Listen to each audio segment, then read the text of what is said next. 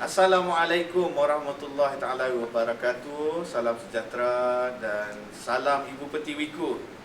Okay, pertama sekali kita nak ucap terima kasih kepada para penonton yang mengikuti forum santai kita pada hari itu, yang mana dibawa khas oleh Pustaka Negeri Sarawak Miri.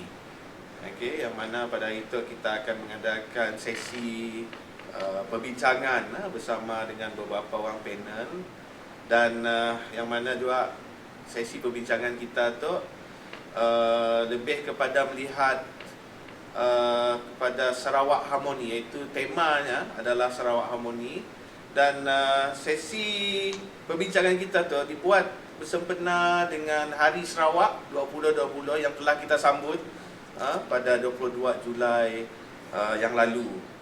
Okay, jadi sebelum saya ataupun meneruskan dengan pengenalan kepada ahli-ahli panel, ingin saya nak menyebut di situ beberapa objektif program yang telah disediakan oleh pihak pustaka. Okay.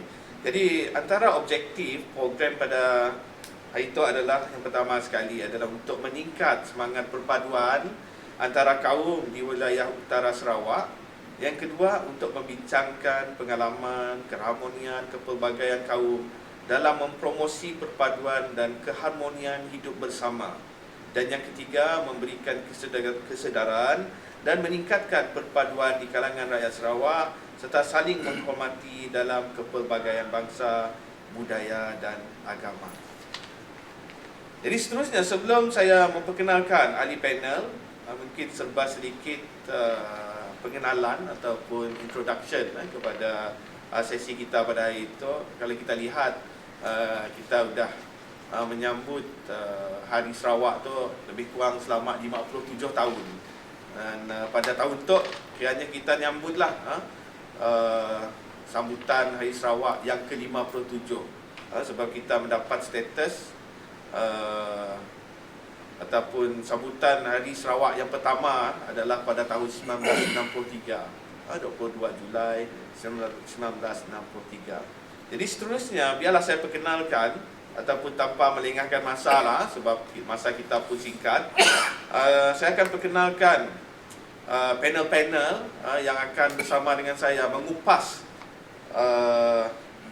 persoalan-persoalan yang akan saya lontarkan dengan sidaknya kelak. Yang pertama sekali, memang rapat dengan saya lah, sebab apa, yang merupakan saya pun superior lah di sebuah universiti di Miri itu. Jadi biarlah saya perkenalkannya. Yang pertama sekali di sebelah kanan adalah Puan Valerie Velina. Apa khabar Puan? Baik. Selamat datang. Macam ni, COVID-19 tu, okey kah? Okay, online teaching okey lah. Ya, online teaching very challenging. Ya. Alright, okey. Jadi beliau merupakan seorang pensyarah dan juga seorang penyelaras mata pelajaran umum, dan beliau berbangsa Bidayuh. Okey, beliau berbangsa Bidayuh. Seterusnya saya berpindah kepada di sebelah kiri saya. Okey, Kaunselor Karambe Singh. Beliau merupakan seorang senior lecturer di salah sebuah kolej swasta di Miri, dan beliau juga merupakan seorang ahli majlis di Majlis Bandaraya Miri, dan di Miri beliau juga merupakan seorang presiden untuk Persatuan India Miri. How are you today, Councillor? Okay, thank you. So how's COVID-19? We are coping. Coping, Fighting against it. Okey. Di hujung sekali kita ada Kaunselor Dominic Nyurang Ajang. Selamat datang, Kaunselor. Terima kasih. Okey. Dia merupakan seorang ahli majlis Bandaraya Miri, berbangsa Kayan, dan beliau juga merupakan seorang Exco Pemuda PBB Negeri dan Ketua Pemuda PBB Telang Pusat. So, jadi itulah serba sedikit pengenalan ahli-ahli panel kita pada hari ini. Dan sebelum kita mulakan sesi ataupun pusingan yang pertama, ingin saya menjelaskan peraturan forum. Hari ini untuk forum kita pada hari ini kita akan adakan 3 pusingan, yang mana pada pusingan pertama dan kedua saya akan lontarkan soalan-soalan yang agak umum kepada setiap ahli panel, dan ahli panel hendaklah menjawab berdasarkan ataupun melihat daripada perspektif ahli panel, mungkin sebagai seorang ahli akademik, seorang pemimpin rakyat, ataupun mungkin dari segi pemimpin parti politik mungkin. Jadi kita pada pusingan ketiga pula, pada pusingan ketiga pula kita akan adakan penggulungan, yang mana pada pusingan ketiga setiap ahli panel akan menggulung ataupun memberi pandangan berdasarkan apa yang telah dibincangkan pada pusingan pertama dan juga pusingan kedua. Jadi tanpa melengahkan masa lagi, mari kita pergi kepada pusingan yang pertama. Jadi dalam pusingan pertama ini, saya nak nanyalah, saya nak nanya dengan ahli panel kita yang pertama, the only rose among the thorn, iaitu Puan Valerie. Puan Valerie,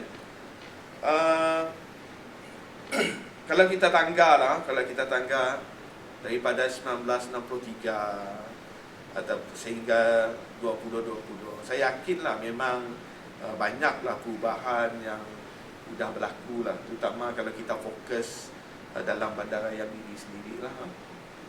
Jadi mungkin bidang Puan lebih menjurus kepada kajian hubungan etnik. Jadi mungkin Puan boleh jelaskanlah ataupun boleh terangkan apakah perbezaan yang mungkin kita boleh lihat daripada tahun 1963 hingga 2020 dari segi, of course kita try nak relate dengan tema kita, iaitu Sarawak Harmoni, tapi bagaimana Puan lihat dari segi masyarakat, perkembangan masyarakat mungkin daripada tahun 1963 hingga tahun 2020. Mari silakan. Terima kasih kepada saudara moderator kita hari ini.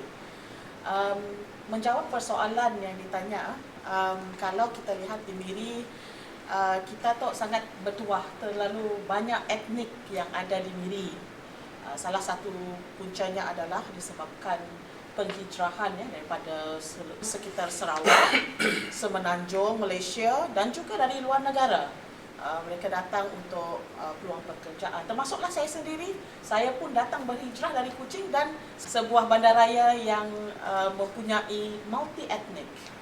Di sini kita boleh lihat keharmonian yang saudara moderator tanya tadilah. Keharmonian ini kita boleh lihat apabila pada satu tahap itu masyarakat boleh menerima kepelbagaian dan boleh hidup dengan harmoni.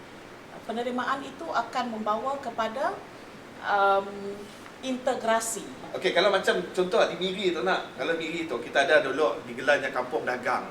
Mungkin ada sikitlah kena mengena dengan bila Puan dari Madah ada faktor penghijrahan. Sebab dia mungkin ada kampung di Miri tu, bukan aja di Miri, even banyak kawasan lain macam di Marudi pun kita ada kampung dagang. Jadi dagang mungkin membawa maksud orang yang datang. Mungkin Puan boleh elaborate more lah. Okey, berbalik dengan konsep keharmonian tadi, kedatangan dan kemunculan kampung-kampung baharu di Miri ini adalah berdasarkan migrasi dan penerimaan masyarakat tempatan itu yang menunjukkan keharmonian yang berkekalan, yang dikekalkan sehingga hari ini, acceptance yang berterusan, dan masyarakat boleh hidup dalam keadaan yang aman damai.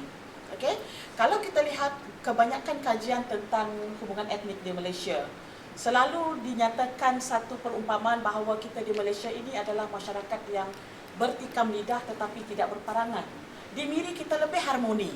Okay, bila kita lihat again back to the acceptance tadi, etnik boleh dengan bebas mengamalkan budaya mereka, berhijrah ke Miri. Saya bagi satu contoh lagi ya, yang dekat dengan saya itu etnik saya sendiri dari Kuching, orang Bidayu, berhijrah ke Miri dan mempunyai penempatan di Kampung Lusut. Ya, yang itu salah satu acceptance daripada masyarakat tempatan sehingga wujudnya perkampungan orang yang dari Kuching tadi itu. Dan budaya mereka dikembangkan tanpa halangan daripada etnik lain. Okey, satu contoh lagi yang kalau kita sebut tentang Miri, kita sangat berbangga menjadi orang Miri ini ya. Kita lihat dari segi acceptance keagamaan. Masyarakat pelbagai tadi of course budayanya berbeza, agamanya pun berbeza. Di Lutong di Miri kita mempunyai sebuah masjid dan gereja yang diletakkan bersebelahan, dan uniknya adalah apabila sembahyang hari Jumaat, pintu pagar gereja akan dibuka untuk memudahkan pengadut-pengadut agama Islam meletakkan kenderaan di gereja, dan begitu juga pada hari Ahad. Ya, masing-masing mempunyai toleransi yang sangat tinggi, penerimaan. Terima kasih ya Puan Valerie di atas perkongsian dari segi keharmonian masyarakat di Miri. Okay. So, saya sendiri pun ada rasa faham lah. Maksudnya tadi kalau kita tangga di Sarawak tu, kita memang ada pelbagai kaum, dan sebenarnya memang bukan senang lah untuk kita mengekalkan keharmoniannya. To achieve memang mungkin senang, whatever achievement selalunya memang senang nak dibola, tapi untuk mengekalkannya mungkin adalah satu challenge yang besar lah. Okay? Sebab ya mungkin kalau Puan tadi ada sebut dari segi hubungan etnik di Malaysia kan. Okay, hubungan etnik di Malaysia, of course kita mungkin boleh elaborate more kalau kita nak cerita the 5 levels of ethnic relation di Malaysia, di mana we started from segregation, and then at the end of the day what's yang di atas sekali Puan, amalgamation, yang mana kalau amalgamation tu dilihat sebagai satu pencapaian ataupun achievement yang tertinggi di dalam hubungan etnik. Tapi kalau kita tangga, amalgamation tu memang banyak terjadi di Sarawak. Yeah. Okey, amalgamation tu kalau kita tangga dari segi definisinya adalah salah satu contohnya adalah mixed marriage. Yes. Mixed marriage Puan. Betul. Okey, saya simak bercerita panjang tentang yang kalau kita nak cerita mungkin panjang lebar. Okey, sebab macam contoh saya sendiri pun mak saya tu Cina juga. Jadi mixed marriage tu memang something that is very common di Sarawak tu. Jadi teruskan soalan yang sama kepada ahli panel yang kedua. Maybe I may need to repeat it again lah. Apakah perbezaan dahulu dan sekarang? We are looking at the differences or the comparison, what had actually happened before and the situation today. Okay. Tapi kepada panel kedua iaitu Kaunselor Karambe, okay, how do you look at these differences? Maybe in the aspect of development, maybe you can elaborate more on the development, specifically focusing to our city, Miri City. Thank you very much for Councillor Kim. Yeah, I think I can go back to my early memories in the mid-60s in Miri. I grew up in the town center, what is now the whole town, and the residential area was right up to the shop lots, at the time. So it was a small sort of community where a lot of us know each other. And when we went around town and our parents brought us around, I have memories of Lutong, going all the way to Lutong, and then there were these nodding donkeys extracting oil on land. We don't see that anymore now. And so that was in Lutong is the housing area, so town area, we have some houses here, and then Riam, some houses. So that was basically it, the major residential area. And gradually, then you can see more and more housing areas opening up. Yasau Garden, Pujut, all these. So in terms of house ownership, you can see up until today, Miri has grown tremendously. From people renting properties to now owning properties. So the development has been tremendous, and it is, I think it's a good success story, in that context for people. And industry-wise, of course, everybody knows Miri is an oil town with Shell coming in and developing all the resources. And that is what led to, of course, the major boom of what is now Miri City. And the support services, the support industries came in, and we had the timber also, and palm oil came in also. So all this combined together has, I think, drastically improved the lot of people in Miri and the opportunities. And as mentioned by Puan Vivian just now, this encouraged ongoing migration. It was just not the early days, but it kept on going on, rolling until today. And this brought in, of course, people from all over the world, basically. Like my grandfather, he came here because of the oil and gas as well. So I think that the development in terms of infrastructure, facilities, we have now, I think, 3 large private hospitals. We have the government hospital, so healthcare, so all the facilities, all the needs, I think, which we require for day-to-day comfort are here for the citizens of Miri. So I've seen this tremendous change, but the change has been at a steady, regular pace, which has allowed Miri to remain as a strong community. So I think that's very important. We haven't distanced ourselves from each other. We have not become anonymous to each other like what happens in some cities. It's basically you could say village within a city. So I think that is the wonder of Miri City. And of course, in 2005, we were declared to be a city. And in order to be declared a city, there was, of course, a lot of development. We had a lot of criteria to fulfill. And one of the criteria was the construction of this library, Pustaka Miri, because anyone who wants to, any place which wants to classify itself as a city needs to fulfill like certain KPIs. So having a public library is one of them. So we are sitting here as part of this progress towards becoming a city. So 2005 and 15 years on, this is the 15th, this year is the 15th anniversary of Miri City.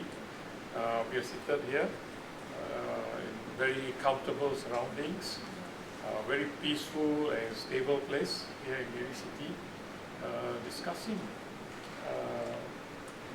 a very important topic, which is harmony in Sarawak.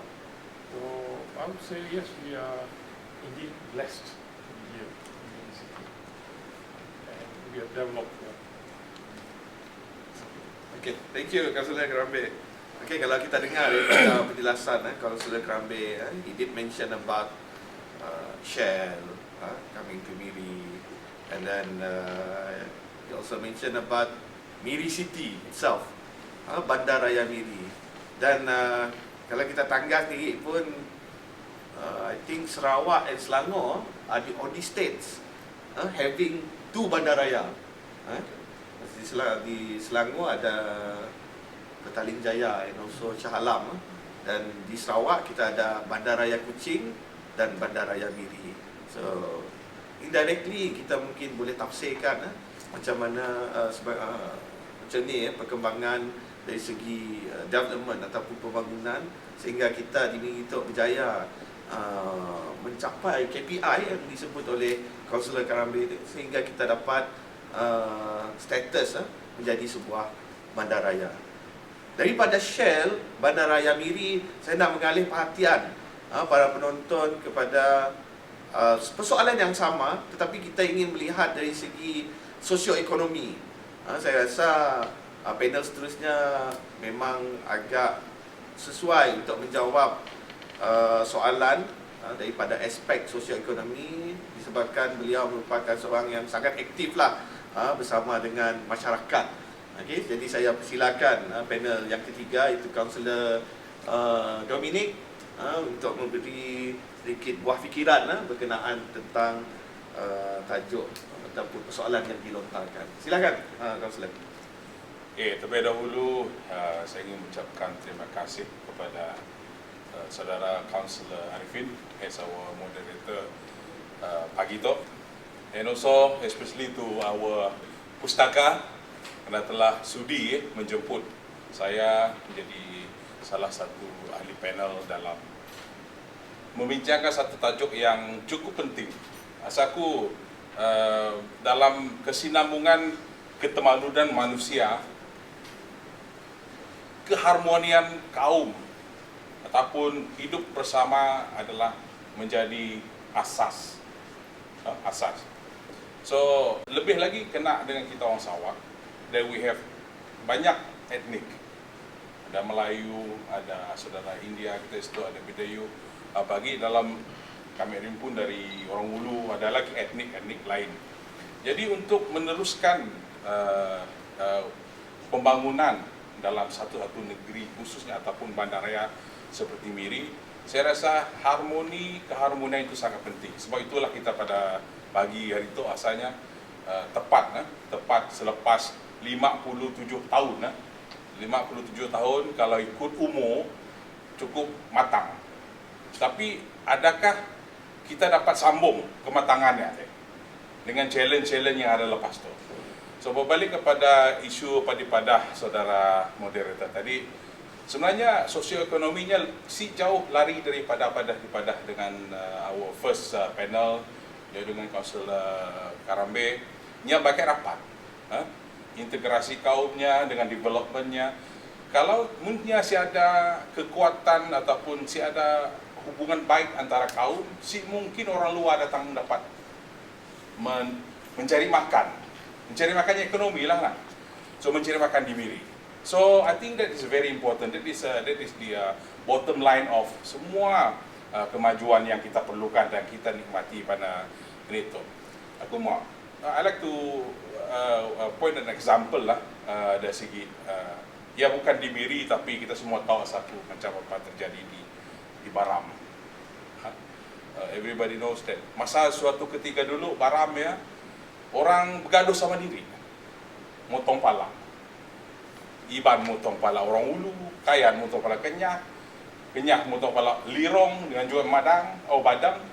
So, banyak percakaran antara kaum. Pembangunan sudah dapat dipola.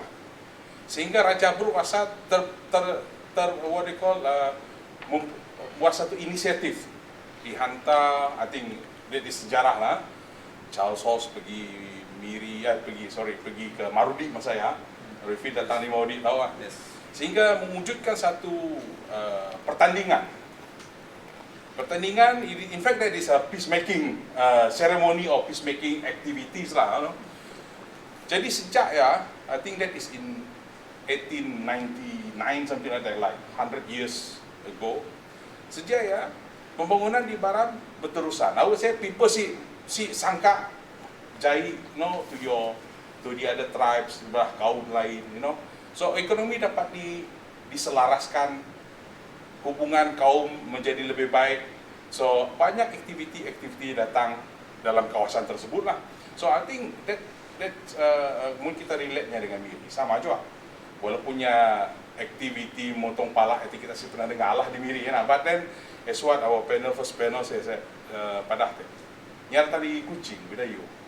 Mau Miri orang kedayan semua terima tu. Jadi So apabila ada toleransi ya, so maksudnya tadi ada pembangunan ekonomi dapat dipola dengan baik. Ada kerjasama, ada hubungan baik antara kaum. So I think that's one of the what we call basic lah, tolerance, terima satu sama lain sehingga pembangunan ekonomi pun dapat lihat aja Miri ini tu. Banyak juga orang bumi kaya lah, beside I'm not racist here lah, But true, people say community Chinese lebih kepada perniagaan lah. Tapi you go to pasar banyak orang-orang kita berniaga. So that's one of the thing that dapat memaju ekonomi setiap kaum. Itu ada di Miri lah. So pandangan kami kini tu fikir, especially juga aku banyak terlibat dengan anak-anak muda. I think these are the thing that anak muda perlu tanam dalam fikiran. Need to preserve. Mungkin membentuk, as what they say just now, membentuk tu senang.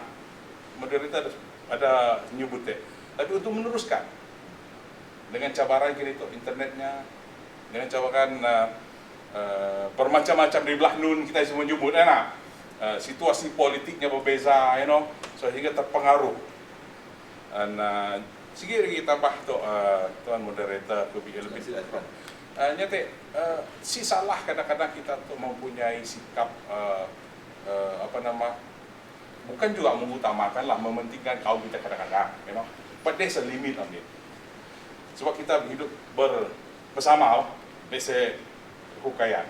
At certain level, I might need to, preserve apa yang ada dalam my kaum. But it cannot be sampai menidakkan hak. That's a word I think, menidakkan hak orang sebelah.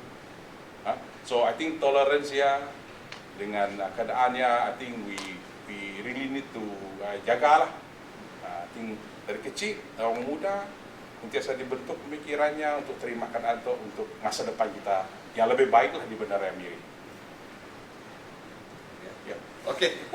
Terima kasih Councillor Dominic, sangat panjang hujahnya berkenaan tentang sosioekonomi.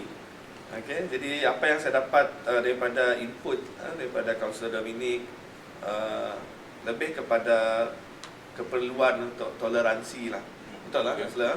Toleransi, bila kita boleh achieve toleransi tadi, maka the next level would be harmony. Tapi bukannya aja, Councillor, tapi kita perlu melihat mungkin ada faktor-faktor lain juga untuk dapat mengekalkan keharmonian. Dan of course, we may need to look into some other factors, maybe macam politik, and then ekonomi. Sikan satu bangsa aja yang dilihat sebagai monopoli di dalam ekonomi. Sebab ya dulu kita melihat tahun, saya sih mau jangan nyebut, tapi what had actually happened in 1969 lah, very famous incident happened on the 13 May 1969 dan dikaitkan dengan poverty.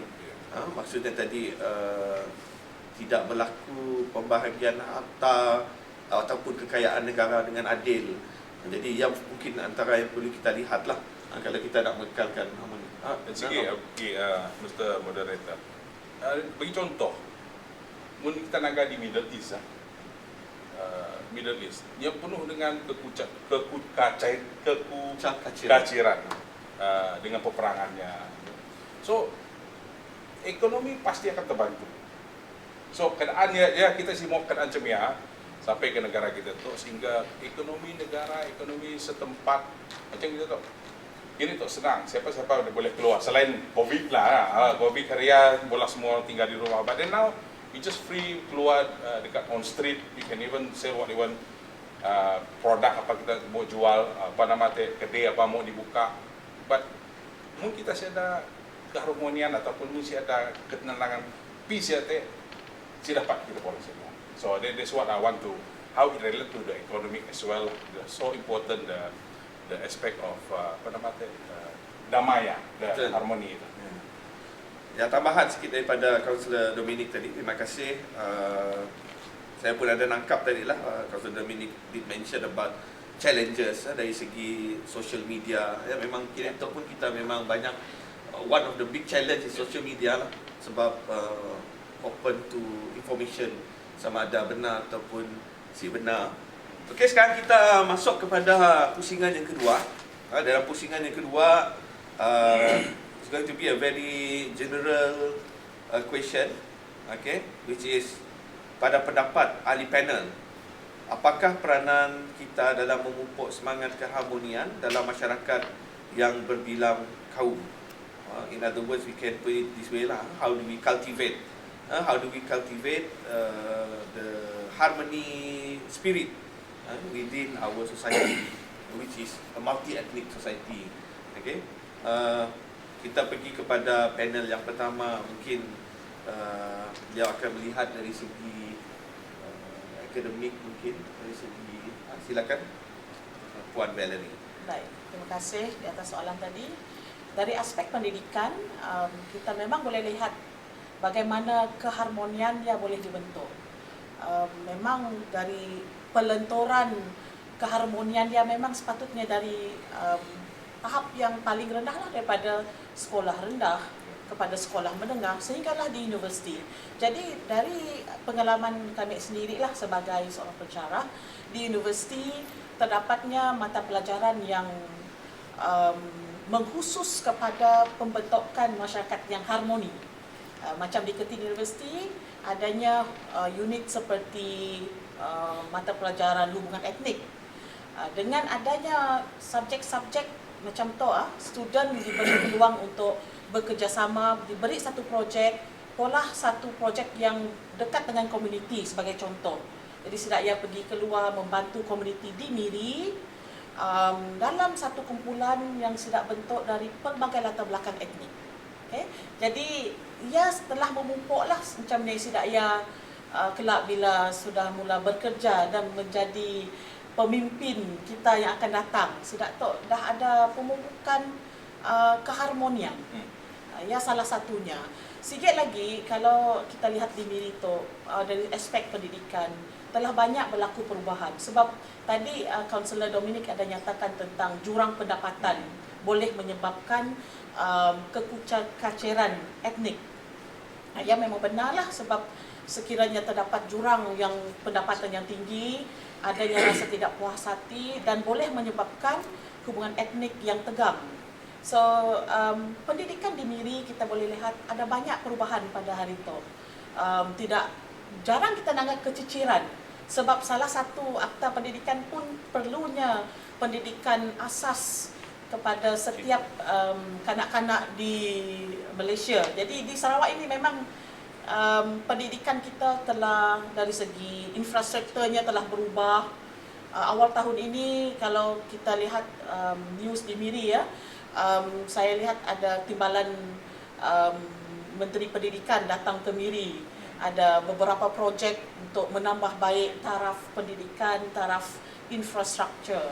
Dan sekarang ini dengan keadaan COVID, mungkin infrastruktur itu boleh diubah supaya kita boleh bersaing dan kanak-kanak dan pelajar-pelajar di Miri ini boleh mendapat pendidikan yang lebih baik, dan justru ia boleh mengurangkan jurang pendapatan yang dinyatakan tadilah.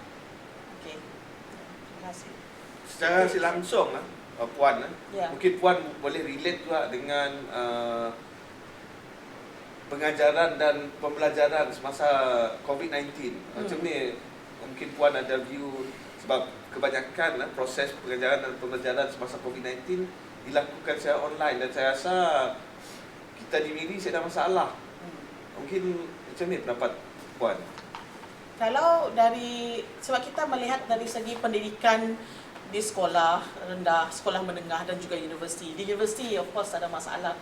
Tapi di peringkat sekolah rendah dan menengah, pembelajaran tetap berlangsung.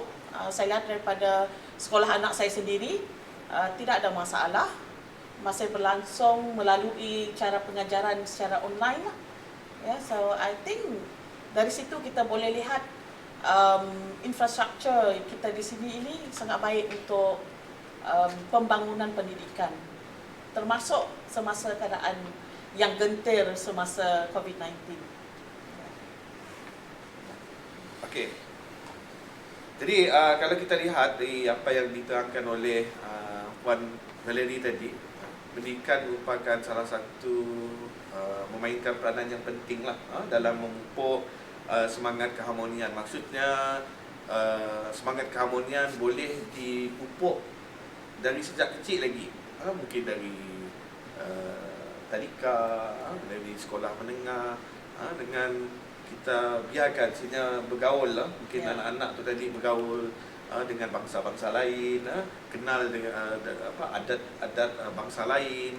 Sebab bila kita faham dan kenal adat-adat bangsa lain tu, we can appreciate, we learn, and at the same time we will appreciate other people's culture. Okay. Soalan yang sama saya ingin lontarkan juga kepada ahli panel yang kedua, Kaunselor Karambe. What is your view? Okay, how can we actually cultivate or inculcate the spirit of harmony in each of our people in Miri? Thank you very much. Yes, I think this harmony aspect is the key to our economic development, because without social harmony, there is no sustainable economic growth and all that. We will be retarded in a way. So I think individually we have, I think, first of all, a responsibility to be ambassadors of peace, ambassadors of ensuring that we understand each other. So that is a critical aspect. We have to be role models to our own children, our friends, as lecturers say to my students, and this. So that would be the first thing we need to be doing. And secondly, I think it's also our responsibility. We all come from so many different races and cultures and religion, to make sure that we are able to make others around us understand what is our culture, what are our practices, and if they are able to understand it, then we can move on to that very important stage of acceptance. And once there is acceptance amongst each other of each other's differences, that difference does not act as a dividing role. It actually becomes a unique thing amongst each other. And that is what can define us also. I think that's what the beauty of Miri is. We have all our separate, different cultures. And we said that Miri got the largest number of ethnic groups, is it? About 27 plus. So, you see, there's so much we can learn from each other. And individually, it's our responsibility to, I think, like I said, make sure we all know about our uniqueness. Thirdly, I think is, of course, individually it's our responsibility to go out of our way to mix, to understand, rather than say, oh, just relying on it. If we are not able to learn, we say, no, I want to learn, I want to know more about your culture, your religion. That itself will open up our minds up. And then in that way, whenever there are issues or what you call external influences who come in to play as a dividing role, we can just, we become resilient already by then. So, I know what I'm doing. We are here in Miri. We have a very peaceful society, and we will maintain it. So, but of course, that's individually, and collectively, if we all practice this, then definitely we have sustainable social harmony, which, as I mentioned earlier on, is very critical for sustainable economic growth, because it's a cycle. You have sustainable economic growth, you have a more peaceful society, because everybody has a stake in society. Everybody, let's say, owns a home, everybody has a job. So you see, that's why I think the title of this forum, the word critical, was socio-economic harmony. So these two factors together will help us progress in Miri City. Maybe, Councillor, you can add some more, maybe. The Miri City Council perspective. Yes, of course. In Miri City Council, there's a very good initiative. I think it started off in 2009 by the idea was put forward by the then Deputy Chief Minister Tan Sri Dr. Tinggi, Dr. Josh Chan.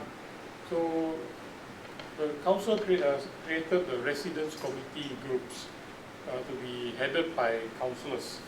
The concept was that we go down, create zones and get members of the community to become committee members, and from there we get feedback from them. Also promote this concept of integrating, understanding each other, and act as the eyes and ears of the council, and therefore we can improve our own residential areas or community centers. So, and this has been carried forward to the existing council, and the state government has been kind enough to fund the activities, you know, of all these residence committee, and I think we can see great improvements. And the fact that we have our existing mayor, Mayor Adami, being able to pass his message, okay, councillors, I would like to see this happen. It's for the betterment of Miri City, and we councillors then go down to the ground and implement it. So there is a nice flow to the whole concept of a residence committee, and of course I encourage, you know, members of we have chat groups from each of these residence committee, where people staying in those areas can get added into this.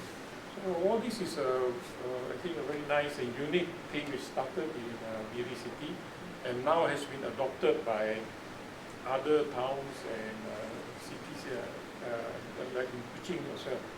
So I think that's a very good thing. And also just would like to add on the concept of this social harmony and religious harmony. I think when our government set up Uni4, a unit for other religions, and they funded the building and maintenance of places of worship. This is another very unique thing. And many places, many religious centers in Miri have been the recipient of a very good initiative, and this is going to be one of the factors which will sustain the stability and peace in Miri City. And I think the Sarawak government must be applauded for this kind of unique concepts to promote rather than to divide. Thank you. Okay, thank you, Councillor Grambe. A very good and fun explanation on the concept of harmony, the perspective of development, society. Okay, Councillor Dominic. Yeah. Okay, Councillor Dominic. Kalau kita tangga, kerajaan memang perlu memainkan peranan yang penting. Okay? Kalau kita tangga dari segi keharmonian, memupuk keharmonian tu, kerajaan dah letak macam-macam lah. Salah satu yang disebut oleh Councillor Grambe adalah Uni4, yang adalah salah satu contoh kecil. Mungkin banyak contoh-contoh lain yang mungkin kita boleh ketengahkan lagi lah untuk keharmonian tu. Dan kalau kita tangga juga keharmonian tu dari segi kita cerita oil and gas, okay, untuk harga minyak pun dah jatuh. Most of the cities they're trying to change dia ala tuju kepada tourism city. Saya rasa kalau dari segi tourism, kepelbagaian kaum tu merupakan salah satu produk yang kita boleh tonjol kepada orang luar, dan rasanya Miri merupakan salah satu tempat yang agak istimewa, sebab kalau pemahaman saya sendiri, Miri tu semua kaum ada. Ada setengah kawasan tu semua. Mungkin ada setengah 2-3, tetapi di 27 etnik tu kita boleh jumpa di Miri. Mungkin Councillor Dominic boleh explain more dari segi kita balik pada soalan tadi, peranan kita dalam memupuk semangat keharmonian, tapi dari segi kepelbagaian kaum tadi. Silakan. Okay, terima kasih kepada Tuan Moderator kita. I think asas ataupun permulaan untuk memupuk keharmonian ini harus bermula dari rumah. Tadi first moderator kita, first panel kita cakap dari sekolah, which is true. Itu memang betul. Tapi di samping sekolah, rumah harus menjadi sumber pemupukan keharmonian ini. Kalau keluarga yang berlatar belakangkan tidak kawin campur, like you said you have apa nama teh campur Chinese kawin. I think selalunya saya ada apa masalah juga. Tapi ada family yang penuh pure, let's say nya pure Chinese, orang Ulu ataupun Iban ataupun Melayu. Jadi pemupukan itu harus dimulai oleh ibu bapa. Jangan limbah anak keluar disebut jangan bisa ya kedai Cina. Tentulah dari Itnya tertanam dalam fikiran anak-anak sehingga esok lusa masanya jadi besar, as they grow up, nya akan tertanam, nya akan terpikir kena ada si boleh pergi macamnya. Alright. So penting rasanya ibu bapa harus memain peranan. Okay? Dan dari kata-kata, dari nasihat kepada anak yang kecil. Keduanya menyentuh dengan apa dipolah oleh moderator kita tadi pada kita tu dalam apa nama tu bandaraya pelancongan. Nang benar, we have 27 etnik kan, Konsulat Kerambe. Dan sebenarnya tu pun jadi produk. Tapi ini mau tonjolkan produk itu. So I think ini mungkin satu cadangan. Para kini tu dalam Miri Yasaku desa so many NGOs atau persatuan-persatuan. Ada persatuan Melanau-nya, persatuan Cina ada klannya lagi, persatuan India, orang Ulu pun ada semua persatuannya, ada Kayan, Kenyah, Berawan, Kelabit, ada Chinese Malay Association. So persatuan tu harus memain peranan bagi asaku lah. Because peranan persatuan bukan hanya menjaga etnik masing-masing, tapi harus juga bermain peranan di mana tidak boleh main peranan untuk bekerja sama dengan etnik lain. We can come up with activities together. Menjadikan aktiviti itu produk pelancongan di Miri. Carnival kah?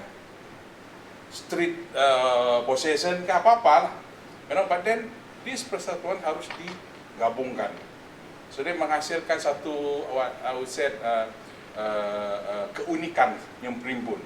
Maybe dari sudut games, kita mainkan sukan rakyat, tapi orang Melayu main sukan rakyat, orang Kayan main suka masyarakat orang India, kind of thing. I think munya dijadikan budaya jadi produk. I think ia pun mewujudkan keharmonian ia pun.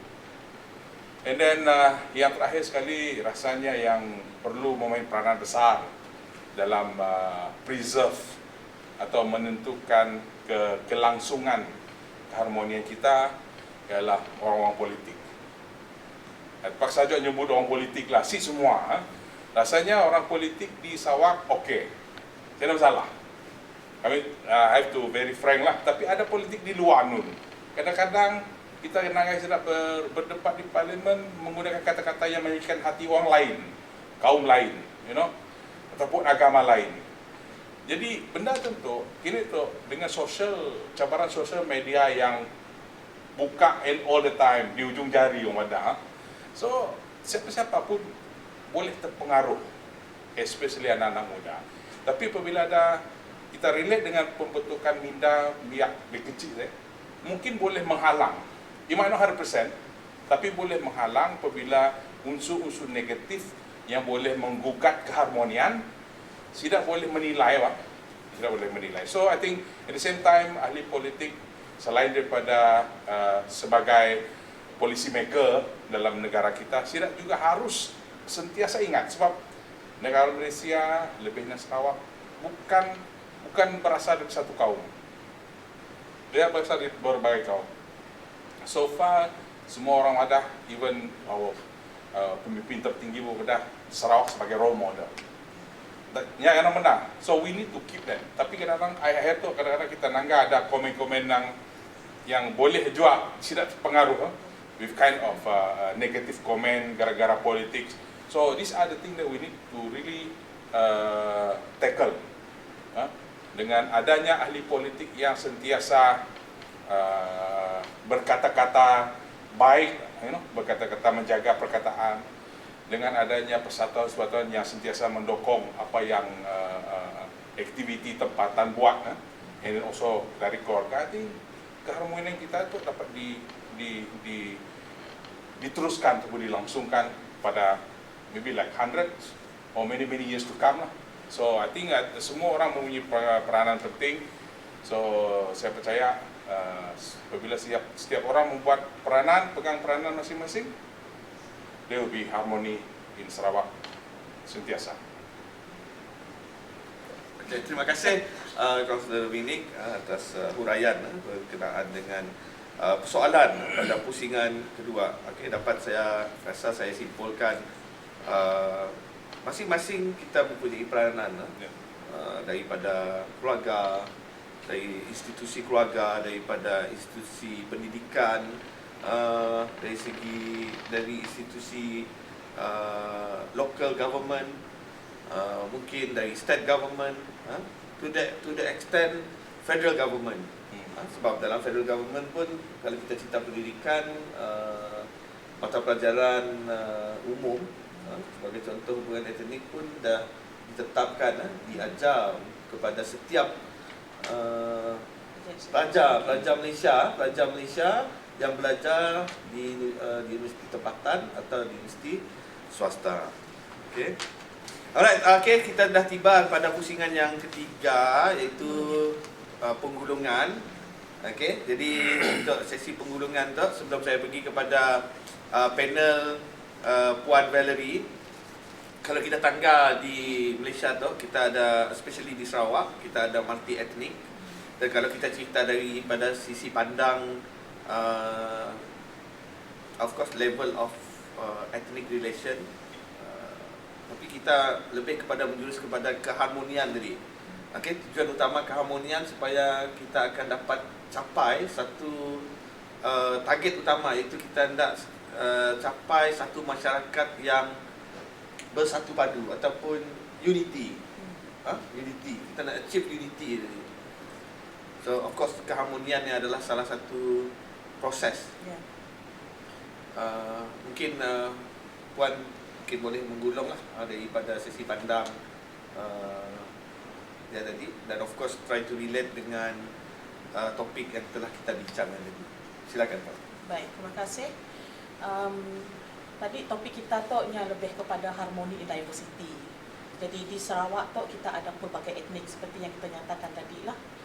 So salah satu cabaran yang paling utama ialah apabila kita ada pelbagai etnik berlaku pertelingkahan. Justru bila kita lihat kajian-kajian tentang hubungan etnik, ya, perpaduan adalah sesuatu yang masih menjadi idaman di Malaysia. Pada tahap tu kita di Malaysia tu menjadi Sarawak mencapai tahap social cohesion, kesepaduan. Tapi belum lagi mencapai tahap perpaduan kerana adanya kepelbagaian etnik. Bila ada kepelbagaian etnik, kita ada banyak konflik yang berlaku. Tetapi menariknya, apabila konflik ini berlaku disebabkan perbezaan agama, perbezaan generasi, mempunyai pandangan berbeza, gender berbeza, jurang pendapatan berbeza, jadi pendapatan sosial berbeza, menyebabkan adanya rasa tidak puas hati, disuarakan dan diselesaikan. So di Sarawak, isu sebegini kita selesaikan dengan cara yang baik. Walaupun terdapat pertelingkahan, tetapi ada penyelesaian. Masalahnya adalah apabila terdapat pertelingkahan tetapi tidak diselesaikan, didiamkan, dan ia akan menjadi sesuatu yang akan melonjakkan hubungan etnik yang lebih stres kelak, dah menjadi semakin besar. Simpan meletup. Yes. Tapi di Sarawak tu kita relax saja. Kita bila dengar ada persoalan macam tu, macam yang dinyatakan sebelum tu, kita boleh terima kerana kita dapat accept the differences dan kita ada resilient, that being instilled in us in the early age or oleh yang telah diinstill di dalam keluarga, di sekolah dan sebagainya. akhir kata, kita di Sarawak ini sangat bertuah.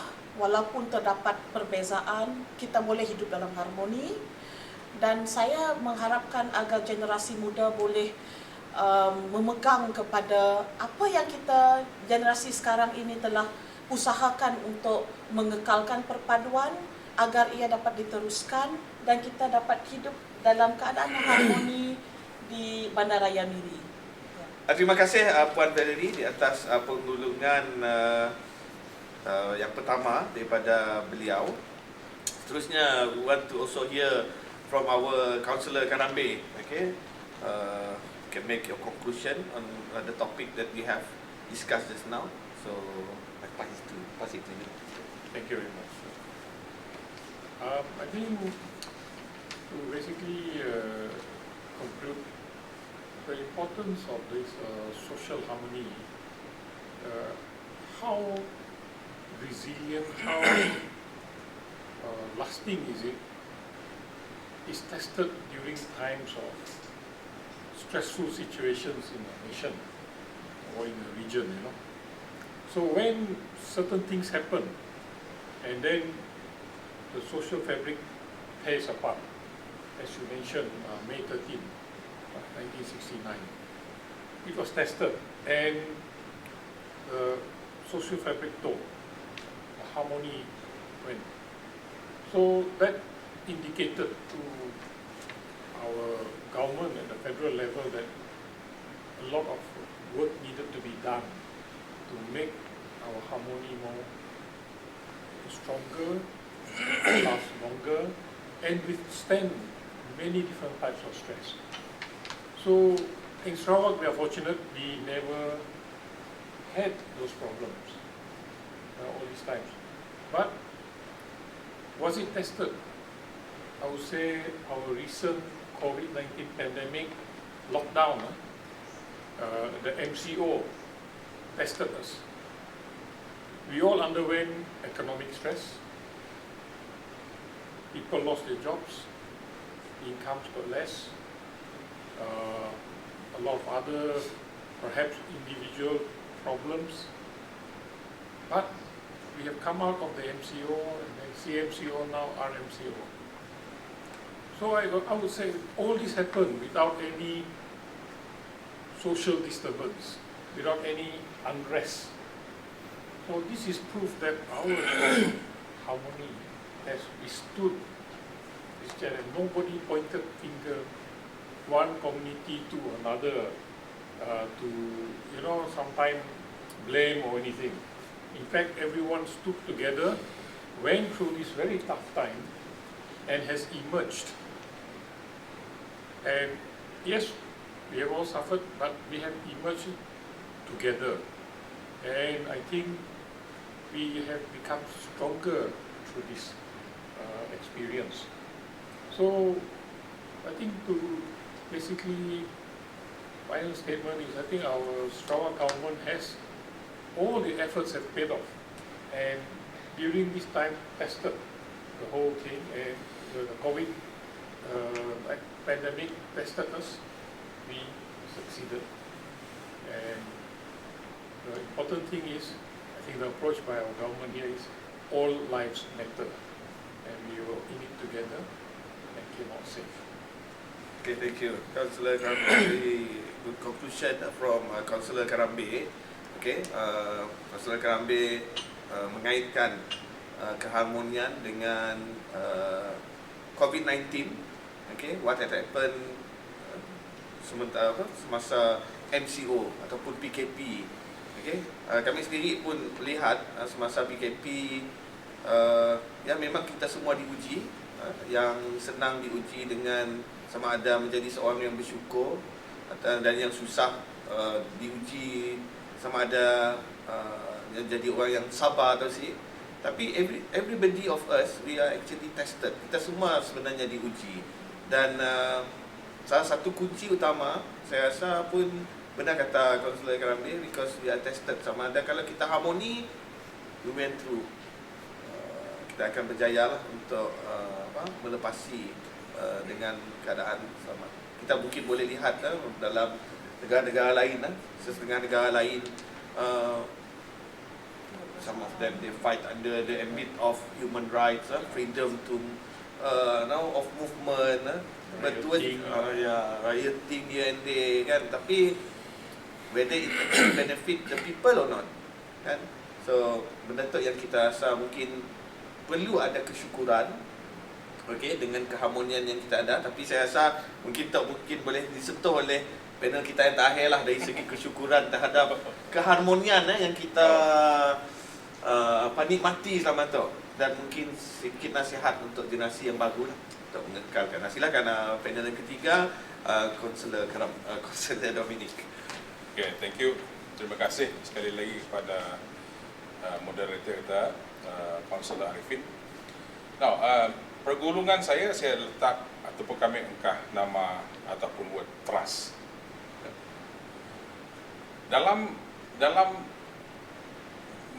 meneruskan the harmony yang kita kecapi sekarang dalam Sarawak, kita nanti ada problem dengan harmoni sebenarnya. But as what we said just now, ada banyak cabaran, ada banyak peluru di luar, expose to social media nombor 1.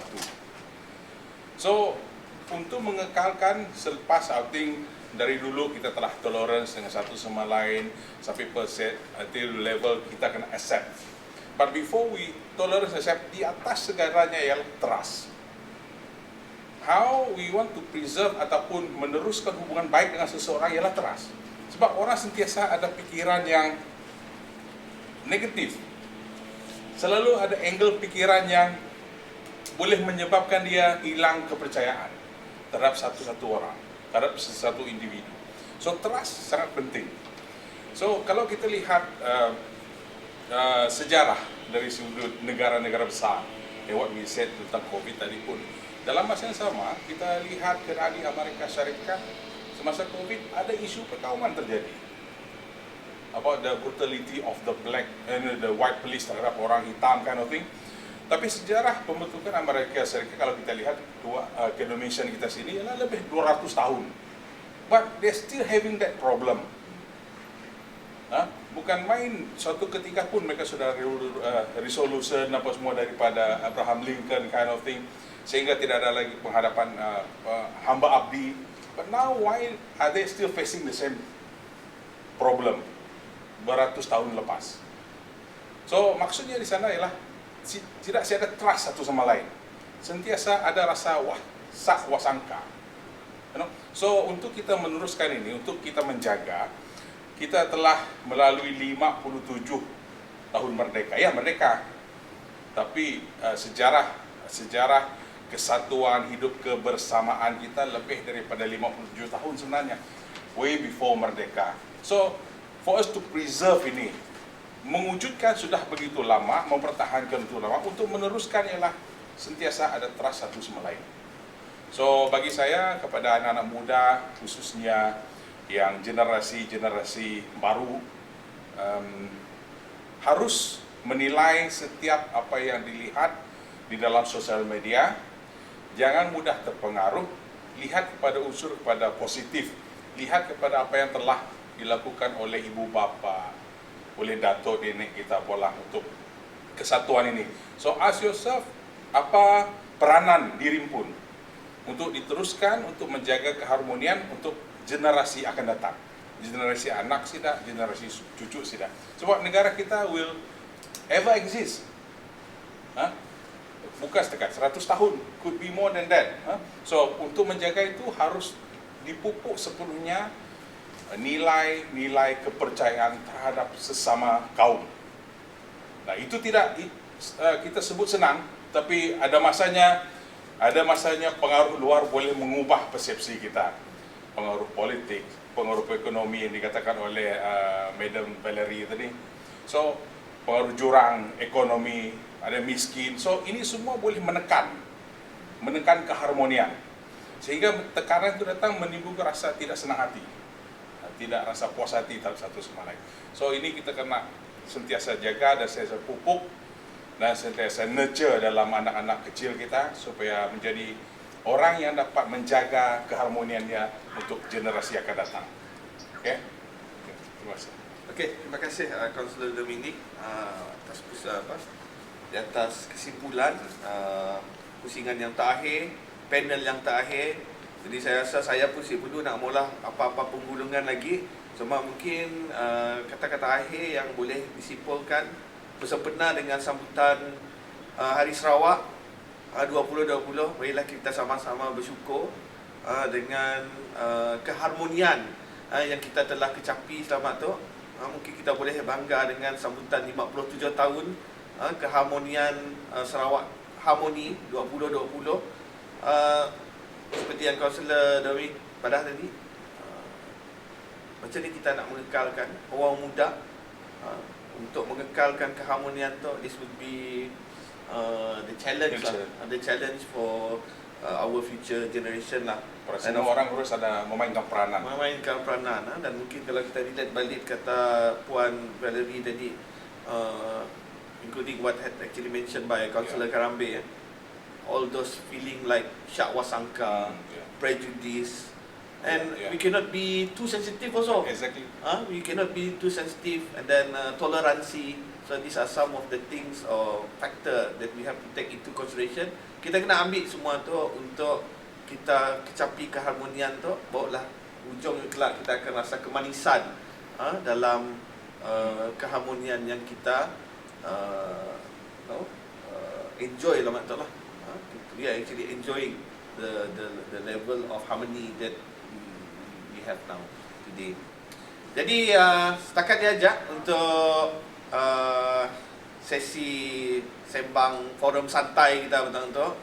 Saya nak mengucapkan terima kasih kepada penonton yang mengikuti sesi santai, sembang santai forum kita petang tu dari mula hingga akhir. Jadi lagi saya nak tekankan apa yang kita buat hari itu adalah bersempena dengan sambutan Hari Sarawak 2020, dan apa-apa aktiviti ataupun program yang berkenaan dengan Sarawak Harmoni 2020, okey, bolehlah rujuk kepada hashtag Sarawak Cemerlang. Okey, hashtag Sarawak Cemerlang. Okey, and then sebelum saya mengakhiri juga, dekat tu kita mungkin akan lihat VT yang telah disediakan oleh pihak pustaka,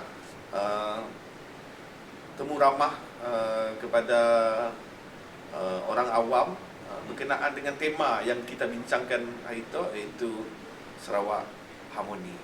Okay, jadi di situ aja tugas saya sebagai moderator. Terima kasih kepada semua ahli panel kerana sudi hadir dan memberi input untuk perbincangan kita itu.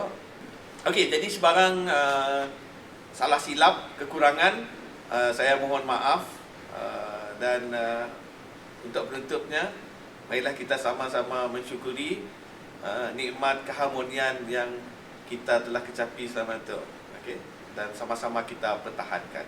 Sekian saja, wabillahi taufiq wal hidayah. Wassalamualaikum warahmatullahi wabarakatuh.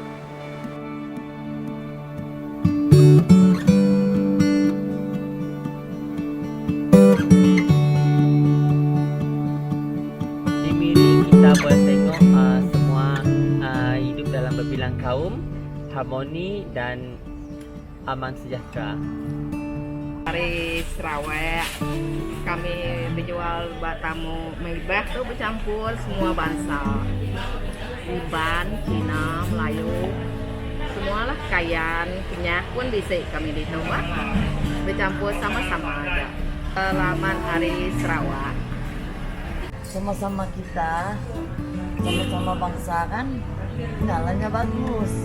Dua sama-sama kita, Iban, Kayan, kami bangsa Kedayan. Untuk Malaysia saya banyak baca. Cina, Iban, Melanau, Kayan, Kenyah. Selamat ucap, Mauko, Paye, selamat anak Sarawak. Selamat Hari Sarawak. Jadi para saya kenap Madli mitam kelunan Yung daleh Sarawak aku ngenap para dau Sarawak mani tamlim 57 doman. Kita murid sayu, murid denak alam daleh Sarawak. Jadi perlu nak kita jaga ataupun tubuh urip sayu ni ataupun urip peji kenap ni atau harmoni kendah Allah.